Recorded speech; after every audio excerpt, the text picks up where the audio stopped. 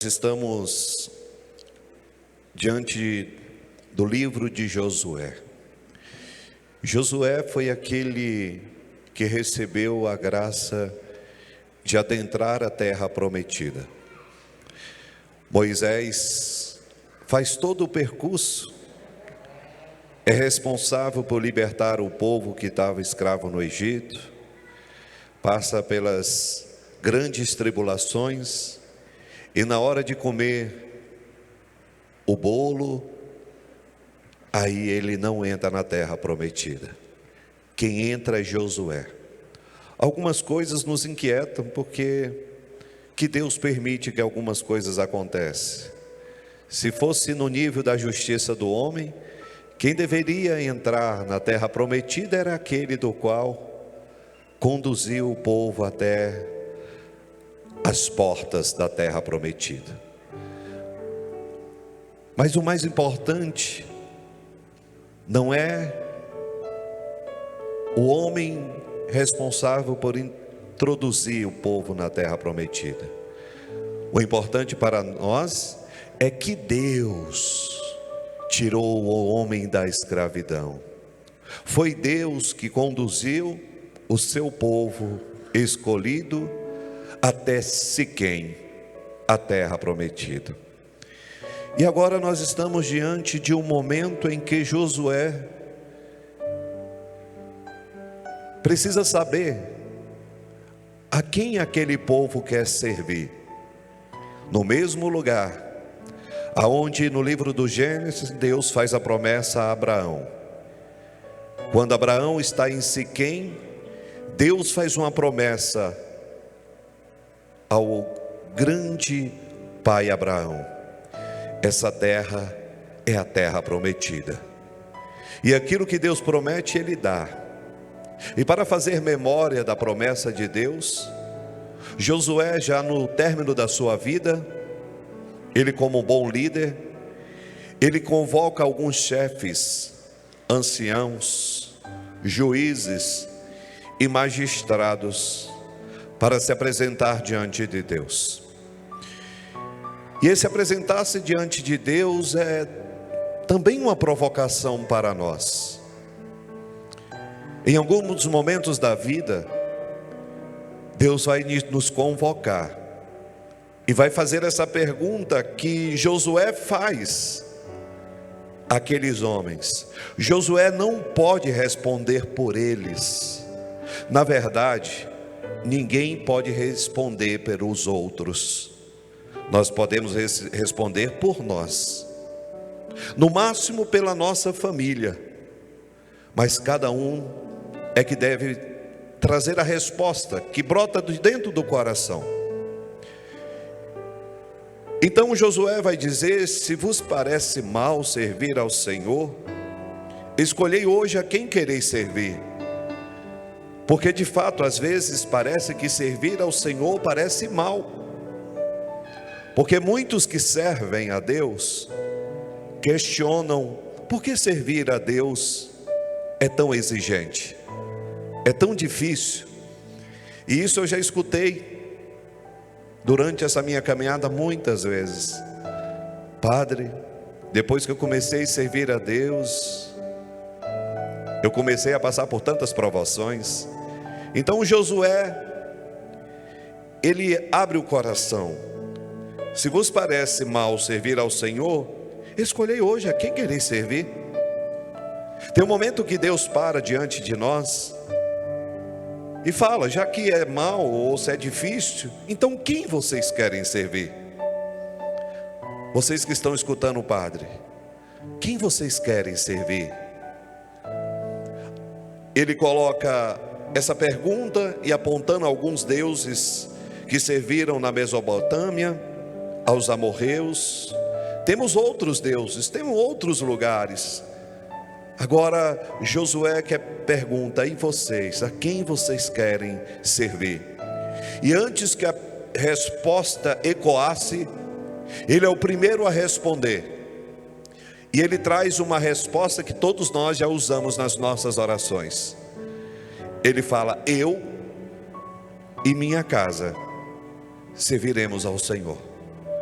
A minha resposta eu logo dou, porque a minha resposta é a mesma de sempre. A resposta de Josué é a mesma resposta de quando ele assumiu a missão, quando ele assume o cajado de Moisés. Quando ele assume a missão, ele assumiu que ele serviria ao Senhor.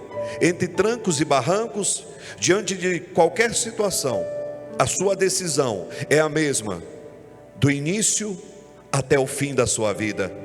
E ele professa: eu e minha casa serviremos ao Senhor. E vocês? A quem vocês querem servir? O povo responde: longe de nós abandonarmos o Senhor. E que isso seja um ecoar do nosso coração também. Longe de nós que estamos aqui abandonar o Senhor. A quem iremos nós? Só tu tens palavra de vida eterna. A resposta de Pedro do Evangelho é uma resposta que tem que brotar do nosso coração com convicção.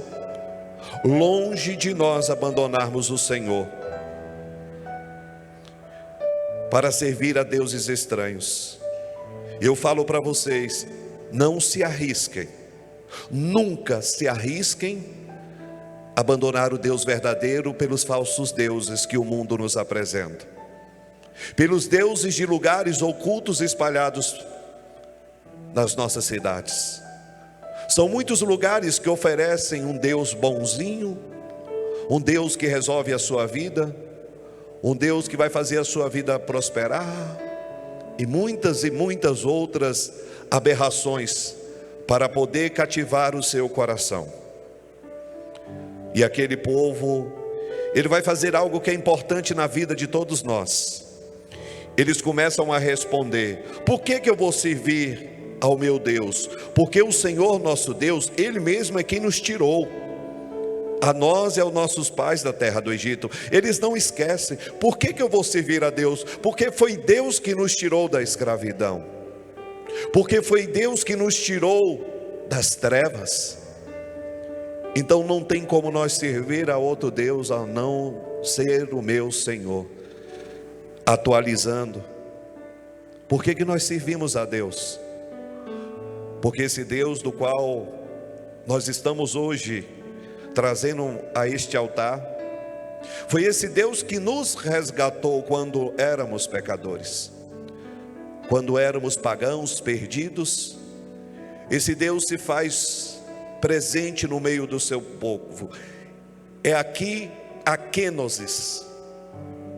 Deus, Ele deixa o seu trono no céu e se faz presente no meio do seu povo. Deus se coloca no meio do seu povo. O que é isso? É o aniquilamento, é o rebaixar-se. Se Deus, onipotente, grandioso, Ele se faz homem para se colocar junto com o homem, por que nós temos dificuldade em falar em submissão? Jesus, quando ele se perde aos 12 anos de idade, e seus pais durante 3 dias ficam angustiados atrás dele, é uma das dores de Nossa Senhora. Quando eles encontram Jesus, Jesus estava fazendo o quê? Estava ensinando no templo. Ele chega: filho, por que fizestes isso conosco? Claro, o coração do pai e da mãe aflita pelo filho que se perde, ainda mais Jesus, o Filho de Deus. Imagine a angústia de Nossa Senhora e de São José. Mas Jesus, ele vai responder: não sabes que eu tenho que me preocupar com as coisas do meu pai? Primazia, Deus. Mas ao mesmo tempo, enquanto o verdadeiro homem vai dizer a palavra de Deus, que Jesus sai e lhe és submisso. Jesus é submisso a quem? Aos seus pais. A palavra submissão na teologia tem um sentido lindo, não no sentido pagão das ideologias do mundo moderno, onde falar que uma mulher que tem que ser submissa ao homem é uma mulher que vai se escravizar, é uma mulher que vai diminuir. Não, Eu quero ensinar aquilo que a palavra nos ensina acerca da submissão. Por isso o padre trouxe logo a realidade de Deus, que se coloca como servo de todos. Jesus se coloca como aquele que serve a todos. Jesus se coloca como aquele que lava os pés. Isso não diminui a Deus, não diminui a Jesus. Servir, cuidar, lavar os pés, distribuir os pães, se colocar com o outro, isso não é rebaixar, isso é se colocar um com o outro. Aí a gente entra, pega essa deixa para poder entender a teologia paulina.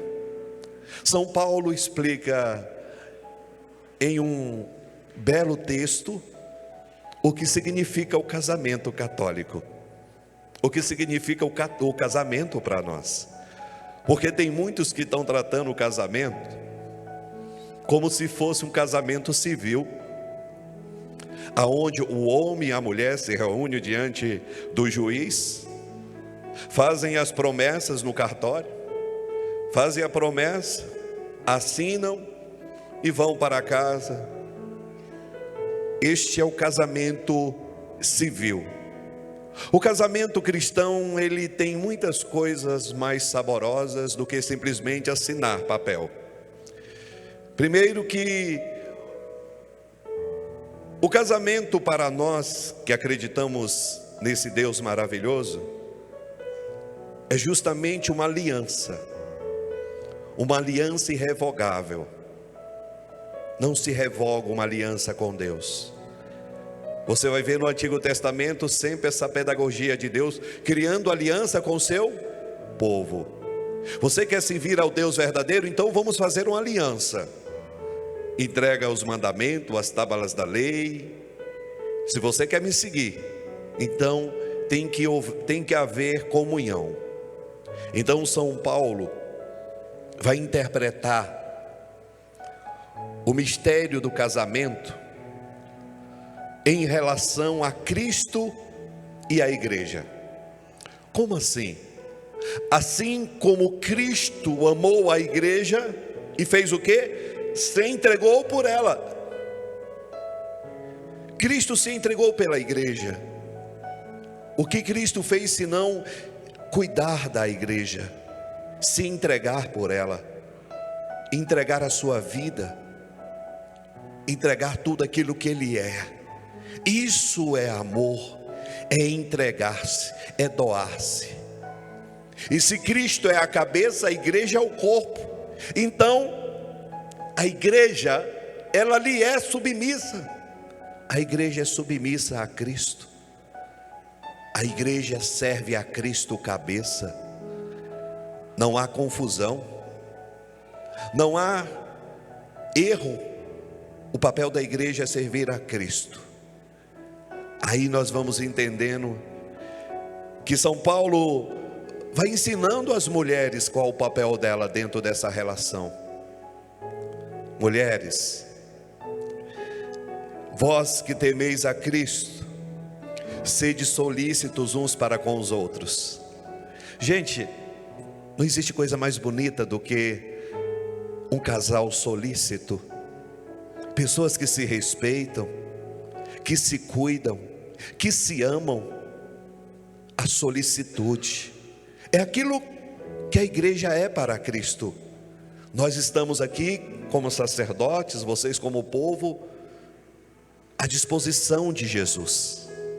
A minha vida, ela está escondida, entregue para Deus, por pura solicitude, entrega, por amor.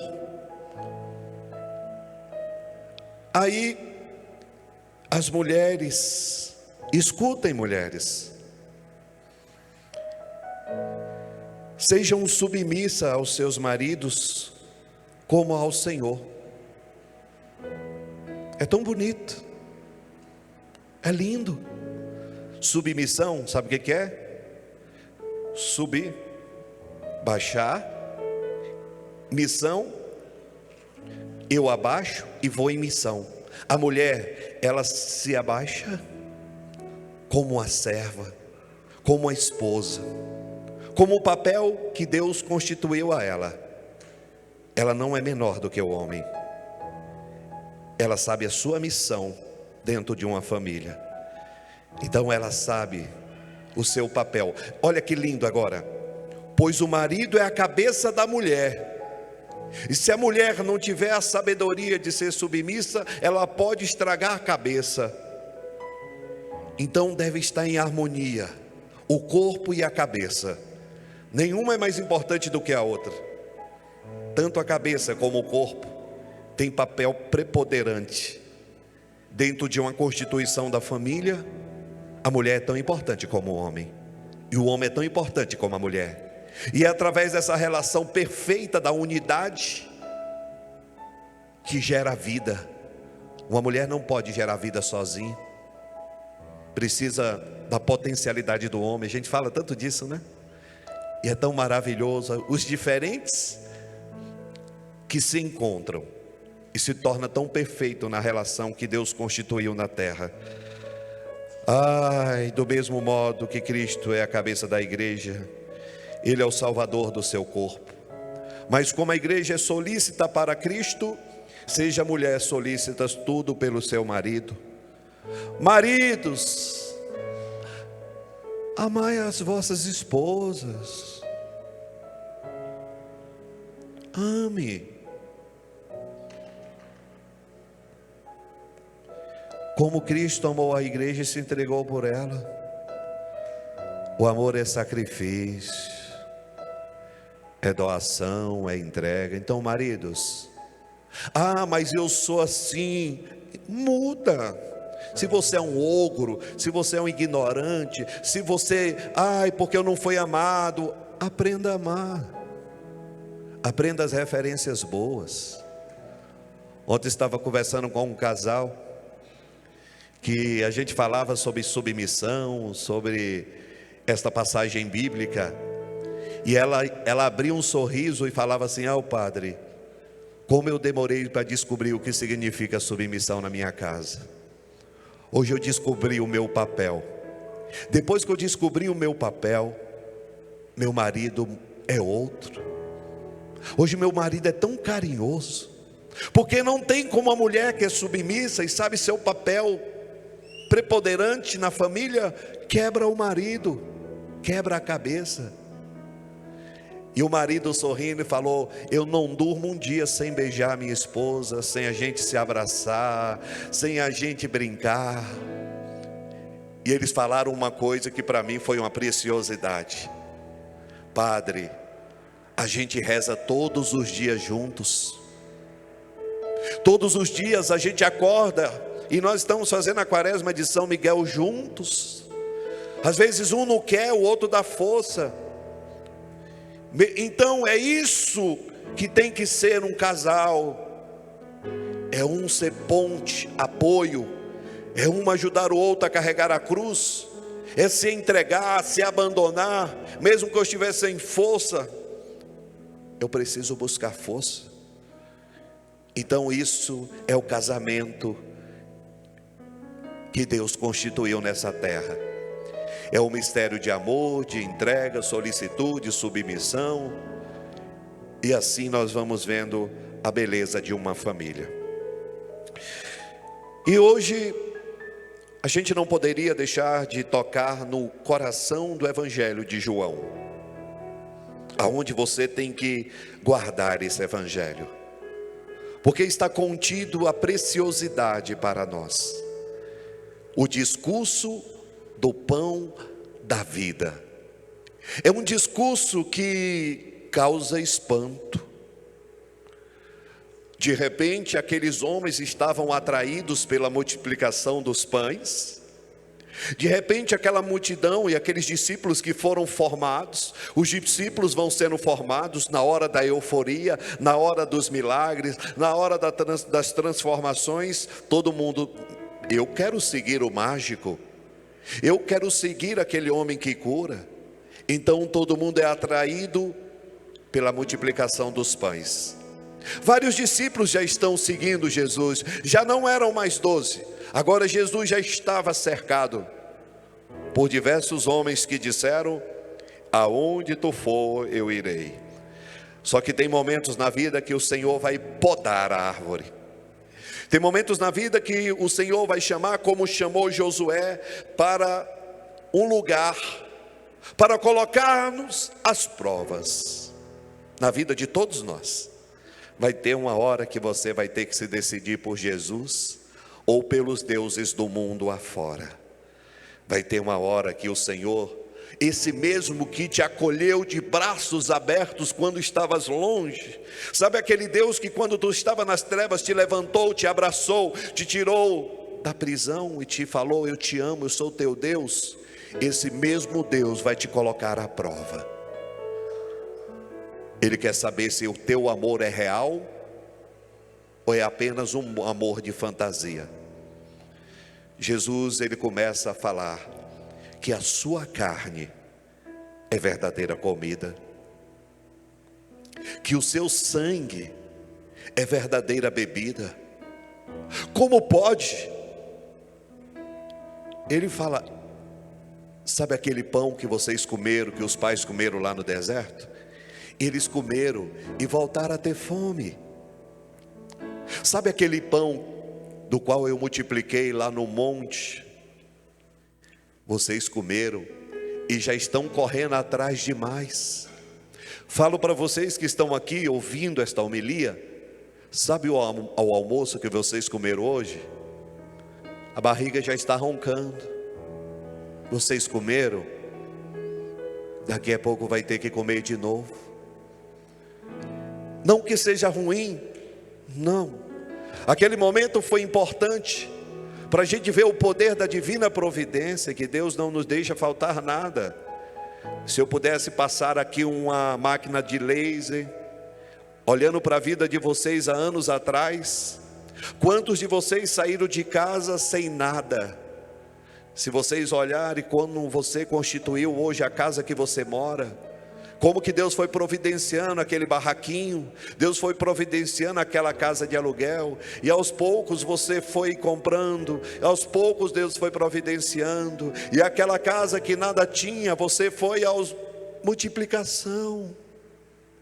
Todos os dias, a comida, Deus multiplica, mas Deus está falando agora de uma carne, Ele está falando agora de um alimento. Ele está falando daquele alimento do qual, quando aqueles do qual dele comer, nunca mais terá fome. É o alimento da alma, é o alimento do coração. Só que Jesus começa a perceber que muitos dos discípulos que o escutaram disseram: esta palavra é dura. Meu Deus, é dura. Como é que nós vamos comer a sua carne, comer o seu sangue? Como pode Ele dar a sua carne? Não, é muito dura. Aí, aqueles que estão dispersos começam a falar: eu acho que ele está doido mesmo. Bem que disseram lá atrás que ele não tinha juízo. Olha, ele está falando em dar a sua carne. Aí, não, vamos sair fora enquanto há tempo. Aí Jesus começa a perceber que muitos vão abandonando. Quando Jesus vai abrindo as portas para uma mística mais profunda, o homem não está muito acostumado a ouvir. Aí vão saindo, e aquela multidão de discípulos já não estão mais ao redor de Jesus. Você não vê o evangelho de João, Jesus dizendo: não vão embora, por favor, fiquem, vocês vão entender. Jesus percebe todo mundo embora, e Pedro e os 12 vão ficando ao redor de Jesus. De repente eles começam a antecipar o que vai acontecer lá na cruz, porque nós só queremos o bônus, não queremos o ônus. Na hora que Deus cobra algo de nós profundo, nós abandonamos, covardes diante de respostas que precisamos dar. Pedro e os apóstolos, os 12, viram que só eles permaneceram, E Jesus vai dizer: isto vos escandaliza? Eu dizendo que eu vou dar minha carne como comida, meu sangue como bebida. Isso vos escandaliza? E quando virdes o Filho do Homem subir para onde estava antes, se eles estão escandalizados ao Jesus dizer isso, imagine quando eles virem Jesus subindo no triunfo. Filho, se você não consegue escutar pequenas palavras de Cristo porque te escandaliza, e que muitas vezes você quer fingir que não existe, imagine quando coisas grandes acontecerem. Aí Jesus vai dizer para nós: é o Espírito que dá vida. Está entendendo? Escuta o que o Pai está dizendo. É a oração que dá vida, é o Espírito que dá vida. É isso que nós estamos fazendo, que dá vida à nossa vida. A carne não adianta nada.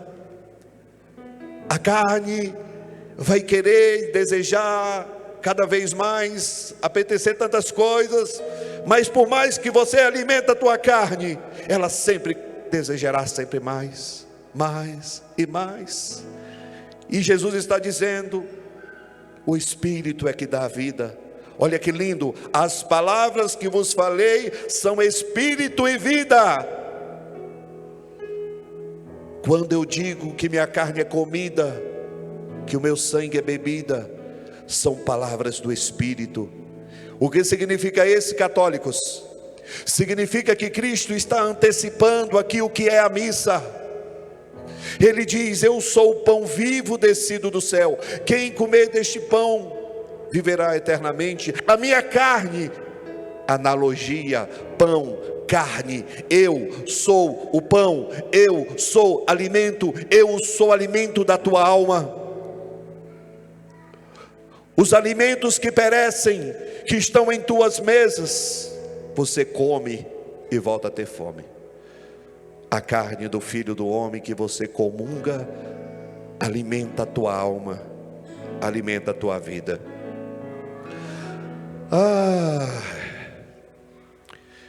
Jesus só está com poucos. Na cruz, poucos. Nos momentos difíceis, nós precisamos de poucos. É por isso que São Paulo está ensinando a esposa e a esposa a se amar e a se cuidar, porque no momento mais importante é a nossa família que vai cuidar de nós. É o homem solícito, é a mulher solícita, é o servo solícito. Aí eu não poderia deixar de tocar na ferida. Sabe o mesmo Deus que abriu as portas para você entrar dentro dessa igreja? É o mesmo Deus que abre as portas e fala: você quer me seguir ou você quer seguir os deuses estranhos lá fora? Você quer servir a Deus ou ao dinheiro? Jesus, ele não quer dividir o reinado dele com nenhum falso Deus. Deus, ele não vai te impedir nunca de você seguir. Tanto que ele fala para Pedro: e aí, vocês 12, não quer vazar não? Ou vai com eles. Olha, Jesus, ele provoca, achando que vai correr atrás de quem não quer ficar com ele. Deus não quer ninguém que não queira ficar com ele. Ele deseja, mas ele não vai forçar. E até os 12 ele falou: se vocês quiserem, pode ir também. Aí Pedro, cheio do Espírito Santo, vai dizer: a quem iremos nós? Tu tens palavra de vida eterna. A profissão de Pedro é uma profissão que tem que brotar do nosso coração. Quando você quiser desistir, quando você quiser desanimar, quando você quiser parar, tem que brotar do teu coração isso, essa verdade, essa palavra. E você vai dizer: a quem iremos? Só tu tens palavra de vida eterna. Tu tens palavra de vida eterna. Eu e minha casa serviremos ao Senhor. Tu tens palavra de vida eterna. Aconteça o que acontecer, não se afaste de Jesus. Não se afaste da verdade. Não se afaste da palavra. Feche seus olhos por um instante. Vai deixando esta palavra do livro de Josué ecoar no seu coração como uma pergunta que é feita a nós. Eu e minha casa serviremos ao Senhor. E vós? Vai dizendo para Deus: eu também quero te servir, Senhor. Eu quero nesta noite optar-me simplesmente por ti, amado Deus.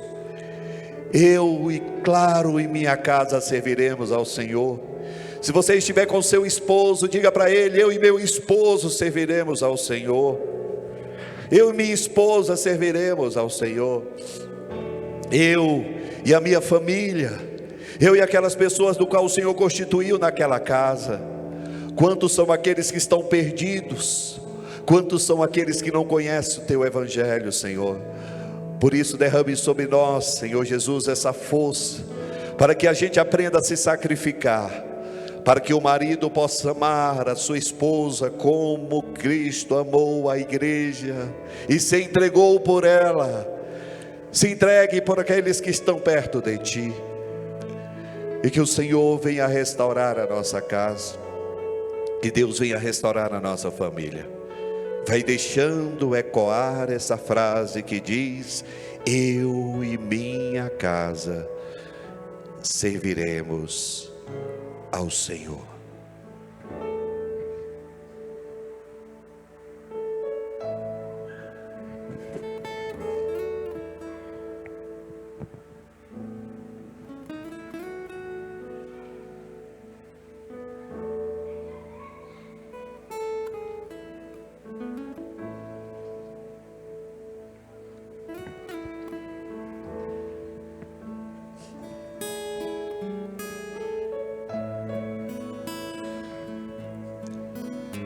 Vai deixando esta frase de Pedro ecoar no teu coração. Tu tens palavra de vida eterna. A quem nemos, Senhor. Tu tens palavra de salvação. Só tu tens palavra de cura. Tu tens palavra de amor. A quem iremos, Senhor? Se você estava titubeando a se afastar de Deus, o Senhor diz: tu podes ir, mas a escuridão é grande. A escuridão machuca, filho. Não busca entre os mortos a tua felicidade. O nosso Deus está vivo.